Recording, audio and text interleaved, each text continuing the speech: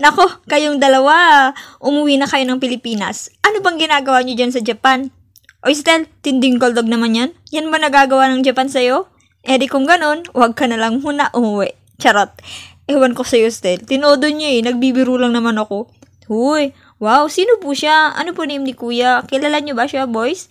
Tingin ko hindi. Sana all sa'yo, kuya. Sana all naka-DC collab ang SB. Kung alam mo lang, kuya, kung gaano kalubos na pinagpala sa panahong yan. Kung alam mo lang, kuya, kung paano ka naging instant member ng SB. Kung alam mo lang, kuya, na P-Pop Kings namin yan. Kung alam mo, char, awat na. Pero kung nasan ka man ngayon, kuya, staan nyo na lang po SB at Stream Moonlight. Ganon. Rinig na rinig ko from afar yung tawa ni Jia pagpasok ni kuya. Tuwang-tuwa siya Oh, mag-mine na kayo, guys. Mine Stel, mine Justin, mine sa naka-specs, mine sa black hair. Bahala kayo. O baka naman ang iba dyan, mine kuya na. Nako, lagot kayo sa mga bias nyo. SBO, 18 nyo, pakisundo nga. Char.